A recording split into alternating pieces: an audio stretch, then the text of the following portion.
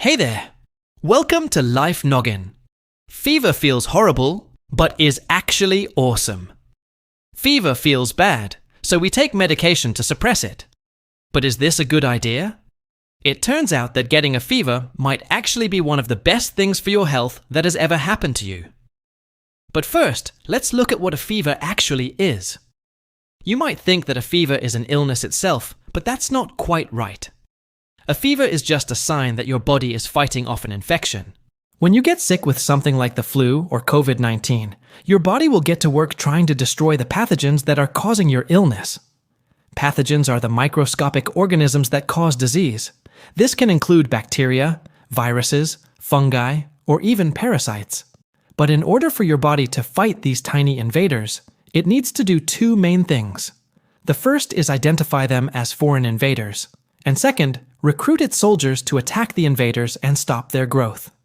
The problem is, some pathogens are really sneaky and have evolved to avoid being identified by our bodies. For example, viruses like HIV attack parts of our own immune cells to hide from other immune cells that would normally recognize them as foreign. In other words, they disguise themselves using our own cells as a shield. Other pathogens, like certain strains of E. coli, live inside our gut, which makes it hard for our bodies to know whether they're friends or foes.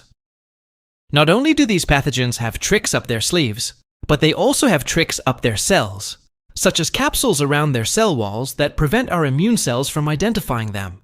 These adaptations allow pathogens to invade our bodies without getting noticed. By the time our immune cells realize that there's an intruder, the pathogen has already set up shop and started reproducing. So once a pathogen manages to infiltrate your body, your immune system kicks into gear to stop them. As part of this process, your body will raise its temperature, which we know as a fever, to help kill off the pathogens. But how exactly does a higher temperature kill viruses and bacteria? Well, it turns out that many pathogens have an optimal temperature range in which they can survive and reproduce. For example, the influenza virus grows best at about 37 degrees Celsius, or 98.6 degrees Fahrenheit, which is about the same temperature as a human body. On the other hand, most human cells can survive a temperature of about 40 degrees Celsius, or 104 degrees Fahrenheit. So if you have a fever between these two temperatures, you're giving your body a little boost to help it win the war against infection. Higher temperatures can slow down, or even stop the replication of certain viruses and bacteria, allowing your immune system to catch up and eliminate the threat before it becomes widespread throughout your body. What's more, a fever doesn't just make existing pathogens sluggish. It can also prevent pathogens from entering your cells in the first place. One study published in 2018 found that the influenza virus binds to cells through a protein called neuraminidase.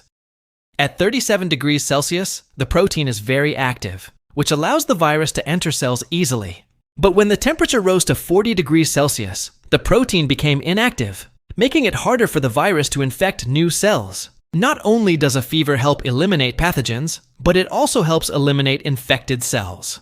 Some pathogens hide inside our cells, turning them into factories for producing more viruses or bacteria. Once these pathogens have taken over, our immune cells must destroy the infected cells to prevent the spread of the pathogen. And a fever can help with that too. When your body gets to work producing antibodies and other immune cells to fight an infection, it also produces proteins called interferons. Interferons are like tiny bodyguards that protect nearby cells from infection.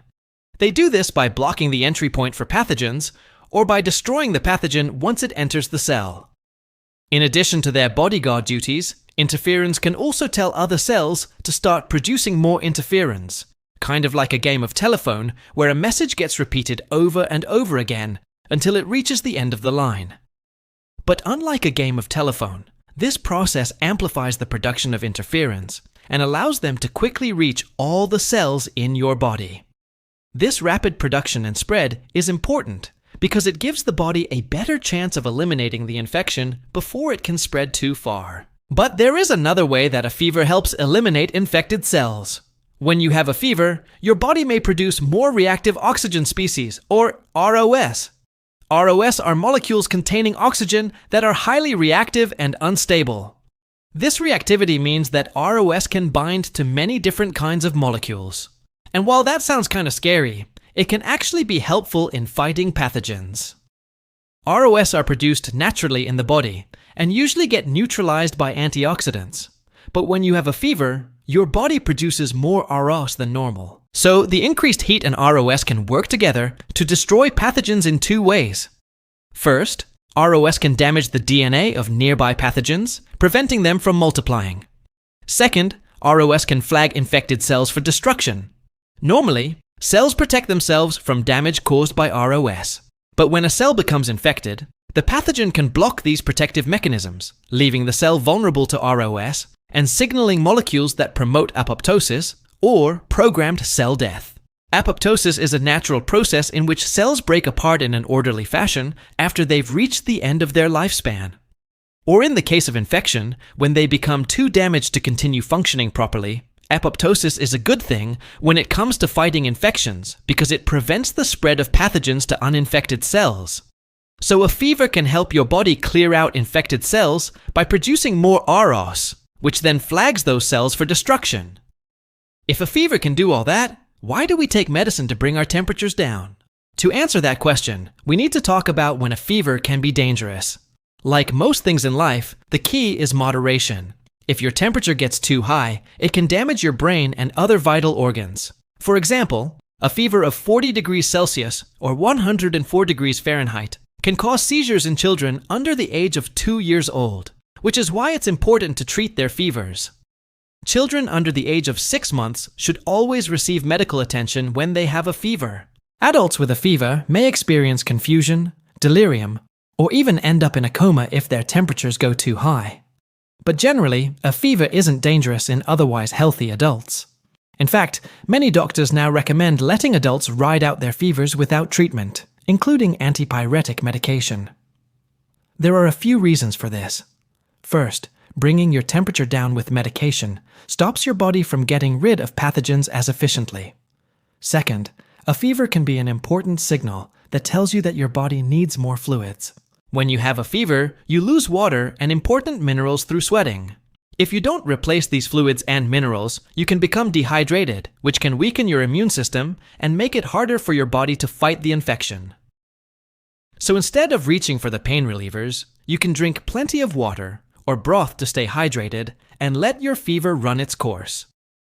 However, you should still take antipyretic medication if you're experiencing symptoms like a headache or muscle aches, since these symptoms may go away faster if you reduce your fever. Also, you should contact your healthcare provider if your fever lasts for more than a week or if you develop other concerning symptoms.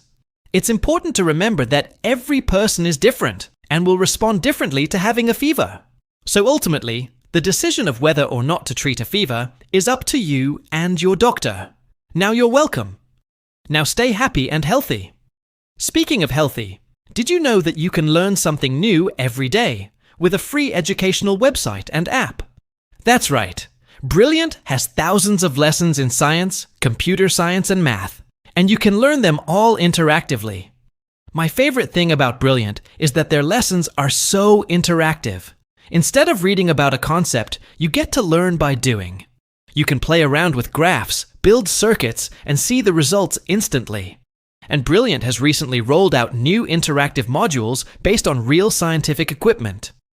You can use virtual lab equipment to mix solutions, collect data, and see what happens. Brilliant also has daily challenges that can test your knowledge and help you remember what you've learned. Whether you want to brush up on your knowledge or learn something completely new, Brilliant has a lesson for you. Thanks to Brilliant for supporting this SCI Show video.